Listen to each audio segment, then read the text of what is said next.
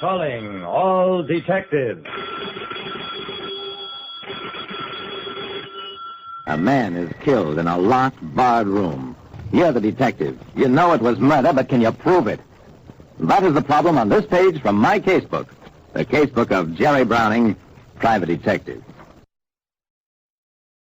Let me, Jerry Browning, private detective, tell you something.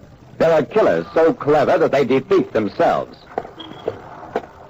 I left police headquarters, walked to my car, got in, and drove straight to the Claymore Arms Hotel, where Stephen Holly lived.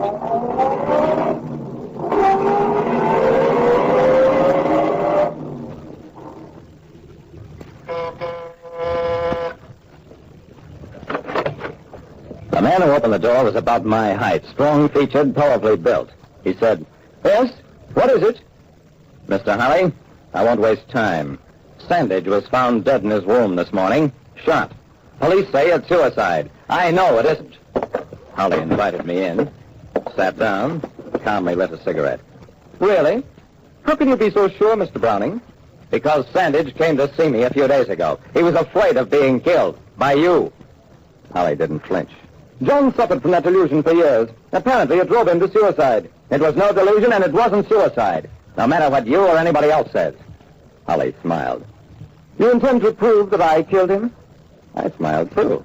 "Yes, unless you want to save time by confessing." "No, I'm afraid I can't accommodate you, Mr. Browning.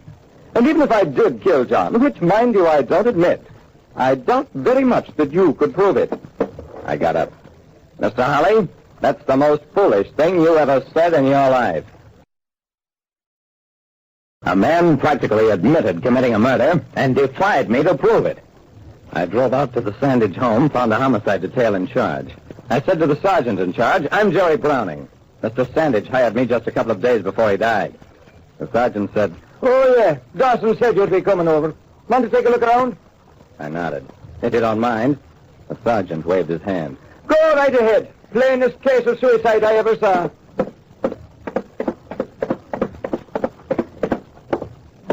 I went upstairs to the master bedroom where the body had been found. The first thing I noticed was that the bedroom door had been removed and was propped up against the wall. It was a very heavy, massive oak door, as were all the doors of the house. While I was standing there, I heard footsteps behind me. It was the sergeant. He said, "Looking at the door, Browning. Well, we had to take it off the hinges, only way we could get in." I nodded. "Locked from the inside, eh?" "And how? Locked and on a chain beside. And look inside. Bars over the windows, a straight drop to the ground, no trees nearby, no other windows in line with this one. And we found the gun on the floor by the bed." "You still think it was murder?" "Did you check the room for strange fingerprints?" The sergeant was amused. "Sure. As soon as Dawson phoned, telling us you were at headquarters making a fuss. And we didn't find any fingerprints. What else do you want to know?" "Something you can't tell me. How the murder was committed." I spent the rest of the day in and around the Sandage house. The sergeant was right about one thing. There was absolutely no way anybody could have shot Sandage from outside the room. And no way for anybody to get into the room once Sandage had locked himself in. As I was leaving, the sergeant said, "By the way, what was the man so afraid of?" "He and another man were once in love with the same woman, Sergeant. She married Sandage years ago while he was a poor man, and she died before Sandage ever got a break. Sandage felt that his rival always blamed him for the woman's death." Well, thanks for your cooperation, Sergeant.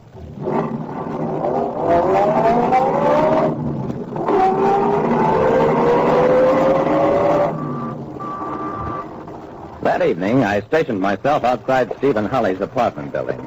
And when Holly came out, Holly spun around. "Why are you following me?" "I'm not following you, Mr. Holly. I just happen to be going your way. Pay no attention to me. You'll be seeing me around a lot." For the next week, when I wasn't prowling around the Sandage house, I was trailing Holly and making no attempt to conceal it. And late one evening, I'd followed Holly around the corner, found him waiting for me when I turned it. He said, "Browning, this is intolerable. I will not be followed by you." I shrugged. "Better get used to it, Mr. Holly, because I'll never let up until I get you." Holly tried to find a reserve of calm. "Browning, you have to make a living. How much do you want to leave me alone?" I shook my head slowly. Holly shouted, "I'll kill you! That's what you wanted me to say, isn't it? Don't worry. I'll never lose my control again. You'll never get me, Browning." Come on, let's walk. Mr. Holly, you worked out some kind of a trick in that murder. A locked door stunt. It doesn't mean anything. It's like a puzzle. You know there's a solution, and if you're patient enough, sooner or later you find it. Good night, Mr. Holly. It was 2 a.m. I'd been asleep for hours when the inspiration hit me. I sat up in bed, grabbed the phone, made 2 calls before I located the homicide sergeant, also home and in bed. I said, "I know it's late, but this is important. Sergeant, when your men took the door off Sandage's bedroom, did the screws come easily out of the hinges? I mean, if you could remove the door, then..." Oh, the screws were rusted in. Yeah. Broke 2 of them. Yeah. Well, I'm sorry I bothered you. Good night. But the next morning, I was back at the Sandage house again. My dream image of that door being removed from its hinges was so real, I had to check it for myself. The sergeant was right, of course. Something like that would never escape his attention. I stood for hours before that door, still off its hinges. I rapped it, tested, practically beat my head against it because I knew that door held the answer. And then it came to me. My idea had been right, removing screws not from the hinge, but from the lock. It was just a question of shifting attention, and I had it. I got the sergeant on the phone again. "Come on over to the Sandage place." "Yeah, I've solved it, but I don't want to touch anything without a witness." The door had a big, ornate handle in keeping with its methodness. The screws came out of the lock at a touch, and behind the lock was a hole big enough to put a man's fist through. Or a revolver. That evening, I was waiting for Holly as usual. When he came out, I fell into step with him.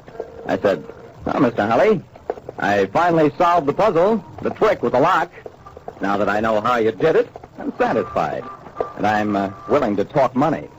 Holly said, "I'll give you $500. I shook my head. $5,000. But I'll take the $500 as first payment. Holly took out his wallet, removed some bills, handed them to me. And as he did, "I'll take that money. Holly, you're under arrest for murder." Yeah? Trapping him was as easy as that, once we knew his murder mechanism. Like I said, the trickier a murder, the easier it is to solve. Because when you figure out the trick, you've generally figured out everything there is to know about it. Listen next time to Calling All Detectives. Mystery drama, mystery quiz, and a chance for you to match wits with yours truly, Jerry Browning, Private Detective.